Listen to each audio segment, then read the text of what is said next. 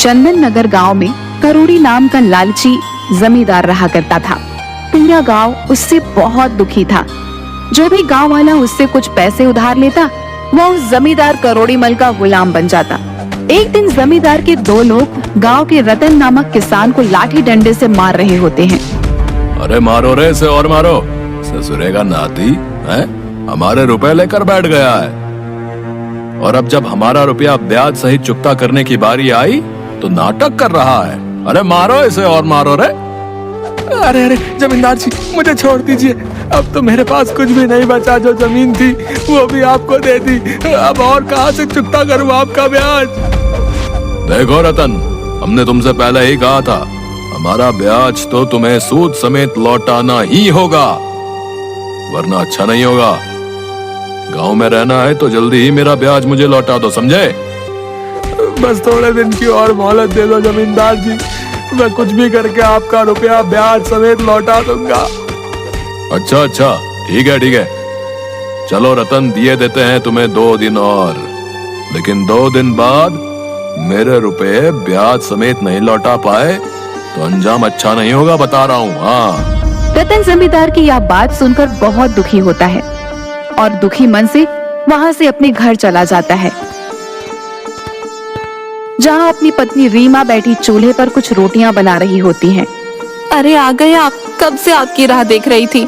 घर में जो भी आटा था उसकी रोटियां बना दी हैं, जल्दी खा लीजिए, आपको बहुत भूख लगी होगी। नहीं भाग्यवान, आज ये रोटियां तुम ही खाओ। रोज अपने हिस्से की तो मुझे दे देती हो, तुम ही खाओ भाग्यवान। क्या पता आज के बाद हमें रोटियां खाने का अवसर मिलेगा भी या नहीं। मेरी तो कुछ समझ नहीं आ रहा भाग्यवान, अब क्या होगा? अरे ये आप क्या बोल रहे हैं जी? आखिर क्या हुआ? क्यों ऐसी बातें कर रहे हैं? बताइए जी, मुझे बहुत डर लग रहा है। जमींदार से खेती करने के लिए जो पैसे लिए थे, अब वो पैसे ब्याज समेत चुकता करने होंगे, नहीं तो न जाने क्या होगा भाग्यवान। वो लालची जमींदार कुछ भी कर सकता है। उससे लिए पैसे से न तो खेत में फसल अच्छी हुई, न कोई मुनाफा। अब कहाँ से लौटाऊंगा मैं उसके पैसे? आप दुखी मत हो, देखना ऊपर वाला ज्यादा दिनों तक हमें परेशानियां नहीं दे सकता है। देखना जल्दी ही वो हमारी सुनेगा। हाँ भाग्यवान, न जाने वो दिन कब आएगा।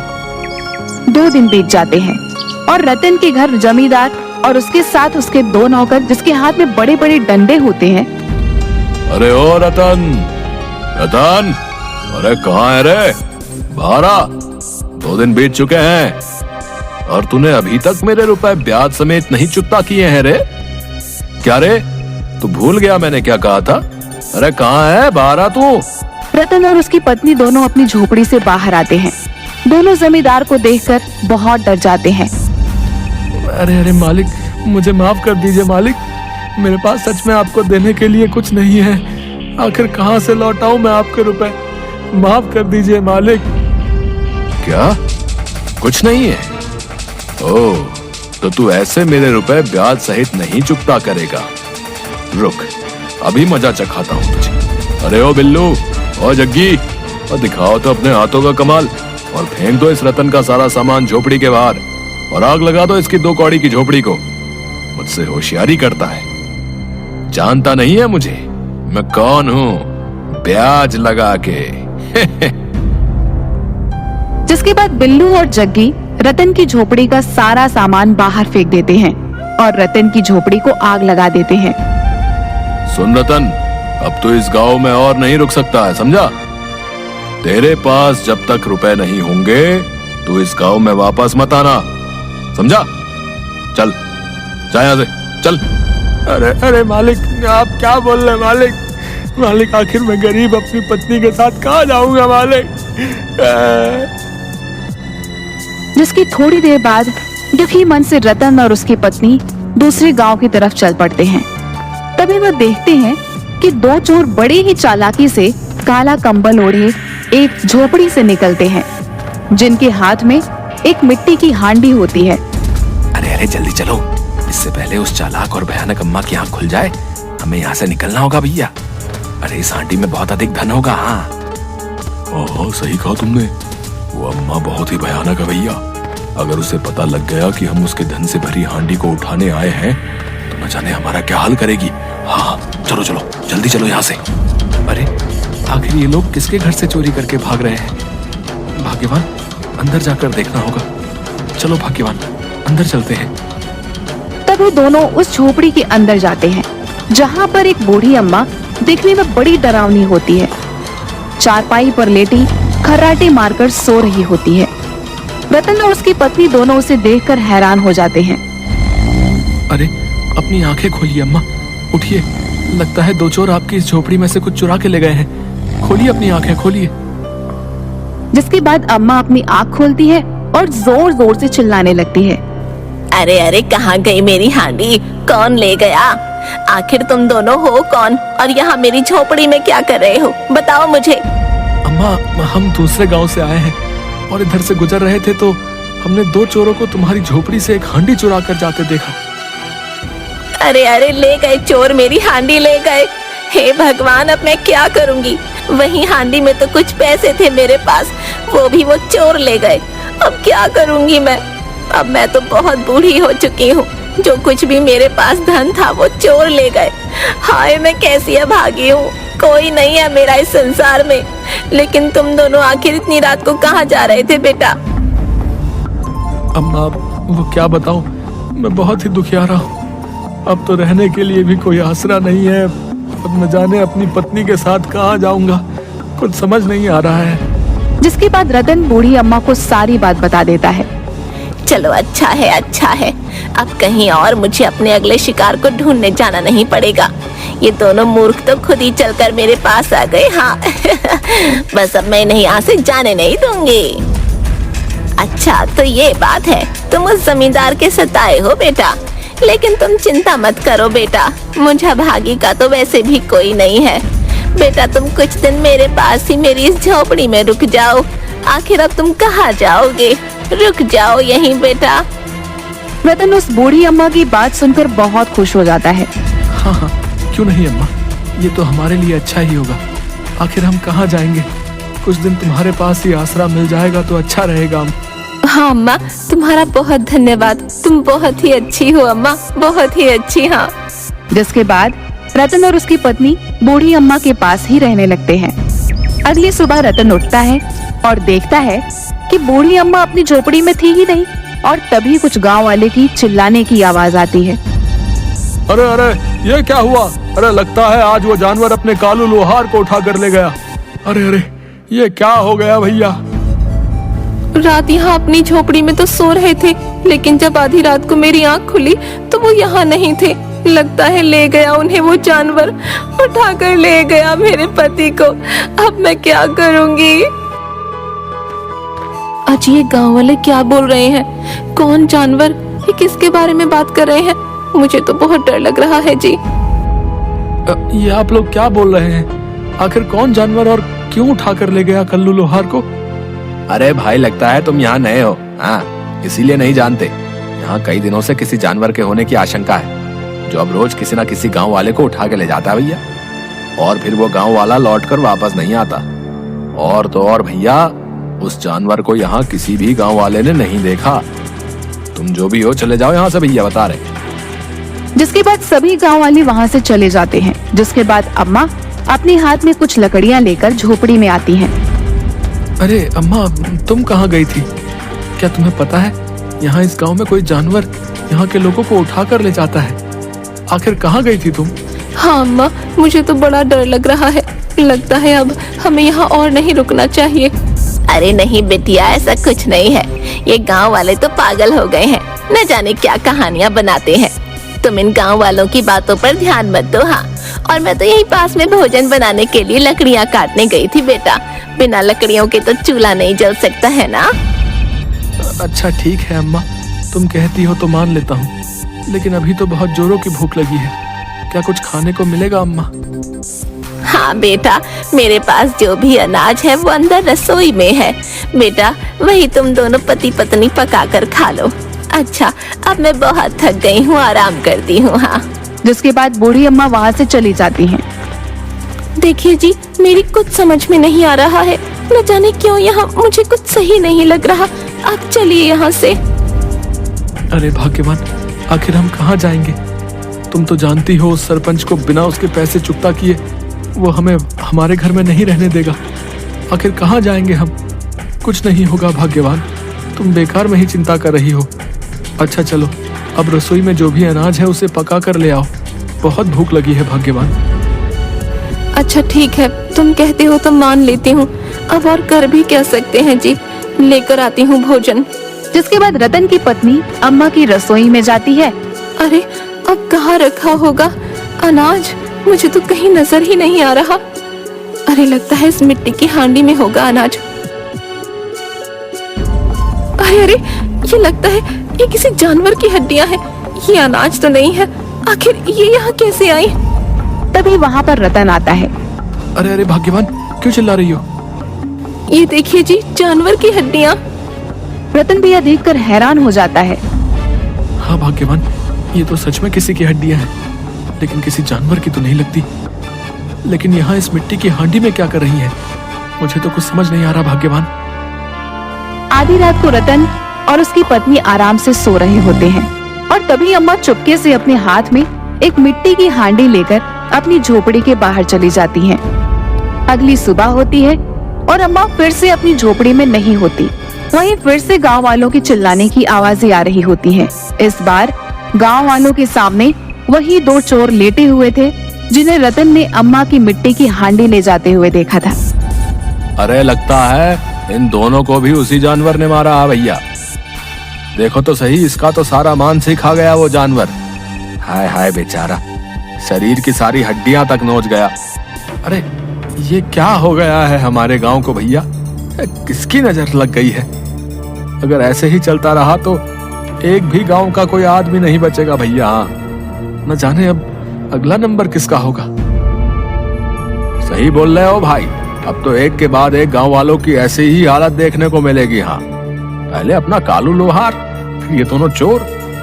कुछ समझ नहीं आ रहा कि अब क्या होगा। आखिर ये सब क्या हो रहा है?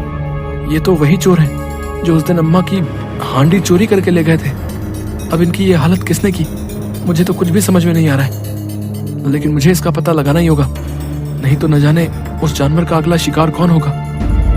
आधी रात होती है, रतन और उसकी पत्नी सो रहे होते हैं। तभी वहाँ पर वही बूढ़ी अम्मा आती है और बड़े ही ध्यान से रतन और उसकी पत्नी को देखने लगती है। और तभी वह एक बोरी लेकर आती है जिसमें रतन की पत्नी को लिटा देती है और वहाँ से उस बोरी को खींचते हुए लेकर जाती है। अगली सुबह होती है और रतन अपनी पत्नी को झोपड़ी में ना पाकर हैरान हो जाता है। अरे भाग्यवान, कहाँ चली गई? कहीं नजर नहीं आ रही। अरे ओ भाग्यवान, कहाँ हो तुम? जिसके बाद रतन अपनी पत्नी को ढूंढने लगता है, लेकिन वह उसे कहीं नजर नहीं आती। जिसके बाद रतन की आवाज सुनकर वहाँ कई गांव वाले आ जाते हैं। अरे ओ भाई, क्यों चिल्ला रहे हो? आखिर क्या हुआ है? सब ठीक तो है ना? क्या बताऊं भैया, मेरी पत्नी कहीं नजर नहीं आ रही है। सब जगह देख चुका हूँ, न जाने कहाँ चली गई है। ये गांव तो हमारे लिए अनजान है, फिर कहाँ जा सकती है भला? अरे भैया, तुम्हें तो पहले ही कहा था चले जाओ यहाँ से। क्या जानते नहीं, यहाँ तो बीते दिनों से कोई ना कोई घटना हो ही रही है? हो सकता है तुम्हारी पत्नी को भी वही जानवर उठा कर ले गया भैया। अब तो ऊपर वाला ही भला करे भाई। अरे ये क्या बोल रहे हो तुम? है नहीं नहीं, मेरी पत्नी को कुछ नहीं हो सकता है। हाँ कुछ नहीं, मेरी पत्नी जीवित है, समझे तुम? अरे भैया, तुम भी ना देख नहीं रहे हो क्या है अपने गांव में क्या हो रहा है? ये सब उस जानवर का ही किया धरा भैया। लेकिन अब तुम्हें क्या ही बोले भैया, जाने दो। जिसके बाद गांव वाले वहाँ से चले जाते हैं। रतन अम्मा की झोपड़ी में जाता है और तभी देखता है कि अम्मा कुछ लकड़ियाँ लेकर झोपड़ी में आती हैं। अरे आ गई अम्मा, तुम? कब से तुम्हारी राह देख रहा था। न जाने मेरी पत्नी कहाँ चली गई है, सुबह से कहीं दिखाई नहीं दे रही है। अब तुम ही बताओ अम्मा कि मैं क्या करूं? मुझे बहुत चिंता हो रही है, अगर उसे कुछ हो गया तो। अरे अरे बेटा, लगता है तो फिर से इन गाँव वालों की बातों में आ गया है। अरे आखिर कहाँ गई होगी तेरी पत्नी? आ जाएगी, इतनी क्यों चिंता करता है? अच्छा, मैं बहुत थक गई हूँ, थोड़ा आराम कर लेती हूँ। हाँ। आधी रात हो जाती है, लेकिन रतन की पत्नी वापस नहीं लौटती। तभी रतन देखता है कि वह अम्मा चुपके से अपनी झोपड़ी के बाहर एक मिट्टी की हांडी लेकर जा रही है। तभी वह देखता है कि कि वह अम्मा जंगल में एक बूढ़े तांत्रिक के पास जा रही हैं, जो जंगल के एक पेड़ के नीचे अपनी आराधना में लीन होता है। ये लीजिए बाबा, और इंसान की हड्डियां मैंने इस मिट्टी की हांडी में एकत्र कर ली हैं। अब बस कुछ ही समय की बात है, फिर मुझे वो खजाना तो मिल जाएगा और मैं हमेशा के लिए जवान हो जाऊंगी ना बाबा। हाँ हाँ, क्यों नहीं। तुमने कुछ ही समय में हमें खूब सारी इंसानों की हड्डियां दे दी, तो अवश्य ही बस कुछ और ही इंसानों की हड्डियां शेष हैं।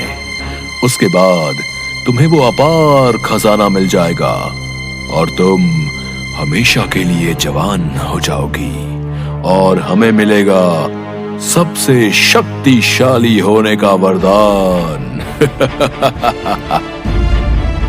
हाँ, बस रतन की पत्नी को अपना शिकार बनाना है बाबा। कल मैं उसे अपना शिकार बना लूंगी। हाँ, जिसके बाद उसकी हड्डियां लाकर मैं आपको दे दूंगी, जिसके बाद मैं सबसे खूबसूरत और धनवान हो जाऊंगी। अरे हाँ हाँ, ये बिल्कुल सत्य है। कल हम स्वयं तुम्हें वो खजाना दे देंगे। हाँ हाँ। रतन यह सारी बातें सुनकर हैरान हो जाता है। अच्छा, तो ये अम्मा ही वो जानवर है जो गांव वालों को मूर्ख बना रही है। मेरी पत्नी के प्राण संकट में है, अब मुझे कुछ करना होगा। इस दुष्ट अम्मा की सच्चाई पूरे गांव के सामने लानी ही होगी। हाँ। अगली सुबह अम्मा जंगल में जाती हैं। जंगल के बीच कुछ दूरी पर, जहाँ पहले से ही काफी सारी लड़कियां पड़ी होती हैं, और तभी अम्मा उन्हीं लड़कियों को अपने हाथों से हटाती हैं। रतन चुपके से यह सब कुछ देख रहा होता है और रतन यह देखकर हैरान हो जाता है कि उन्हीं लड़कियों के बीच बेहोश अवस्था में उसकी पत्नी लेटी होती है। हाँ, तू ही है अब मेरा आखिरी शिकार। अब बस शाम होने का इंतजार है, जिसके बाद मैं तुझे मार दूंगी। हाँ, और तेरी हड्डियां लेकर उस तांत्रिक बाबा को दे दूंगी, जिसके बाद मैं सबसे जवान, सबसे हसीन और सबसे धनवान।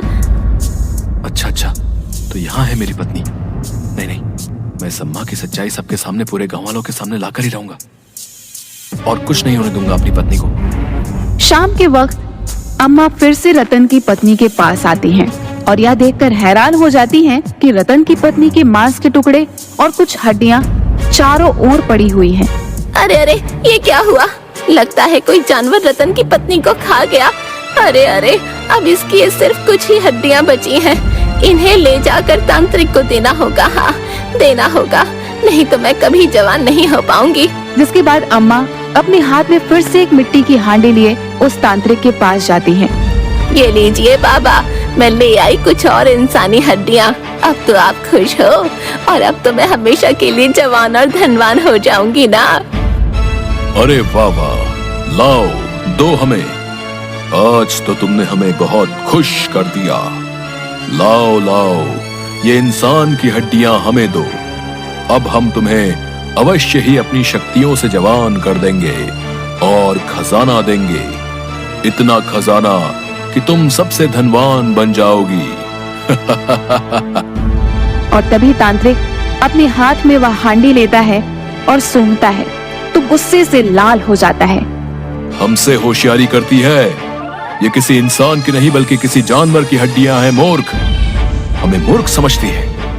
आज हमारी तपस्या पूरी होने वाली है, लेकिन तूने हमारे साथ छल करना चाहा।